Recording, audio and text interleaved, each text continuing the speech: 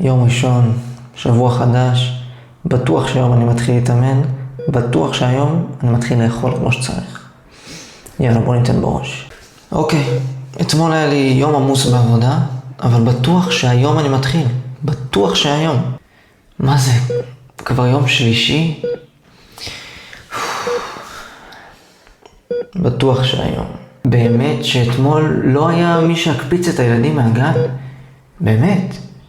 בטוח שהיום אני מתחיל. היום זה קורה, בטוח שהיום.